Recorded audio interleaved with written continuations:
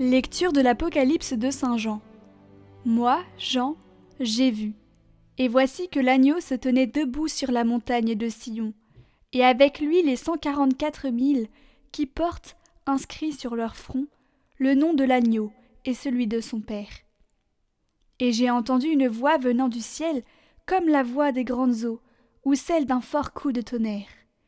Mais cette voix que j'entendais était aussi comme celle des joueurs de cithare, qui chantent et s'accompagnent sur leur cithare. Ils chantent un cantique nouveau devant le trône, et devant les 4 vivants et les anciens. Personne ne pouvait apprendre ce cantique, sinon les 144 000, ceux qui ont été rachetés et retirés de la terre. Ceux-là suivent l'agneau partout où il va. Ils ont été pris d'entre les hommes, achetés comme prémices pour Dieu et pour l'agneau. Dans leur bouche, on n'a pas trouvé de mensonge. Ils sont sans tache.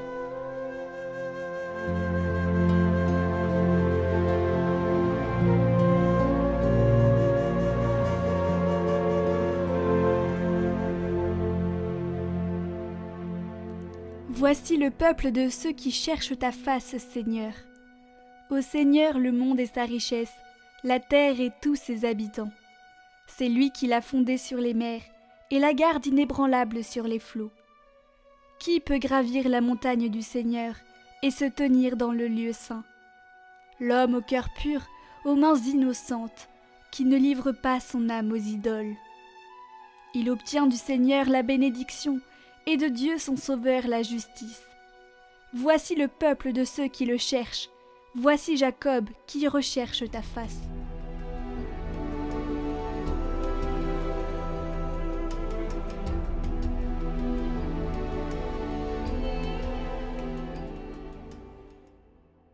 Évangile de Jésus-Christ selon saint Luc. En ce temps-là, comme Jésus enseignait dans le temple, levant les yeux, il vit les gens riches qui mettaient leurs offrandes dans le trésor. Il vit aussi une veuve misérable y mettre 2 petites pièces de monnaie. Alors il déclara : « En vérité, je vous le dis, cette pauvre veuve a mis plus que tous les autres, car tous ceux-là, pour faire leur offrande, ont pris sur leur superflu. Mais elle a pris sur son indigence. Elle a mis tout ce qu'elle avait pour vivre. »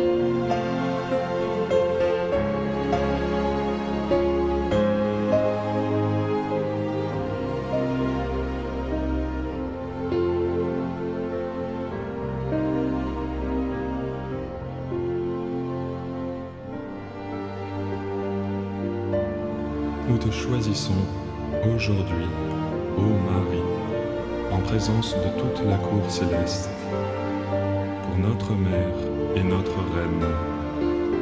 Nous te livrons et consacrons, en toute soumission et amour, nos corps et nos âmes, nos biens intérieurs et extérieurs, et la valeur même de nos bonnes actions, passées, présentes et futures, te laissant un entier et plein droit de disposer de nous et de tout ce qui nous appartient, sans exception, selon ton bon plaisir, à la plus grande gloire de Dieu, dans le temps et l'éternité.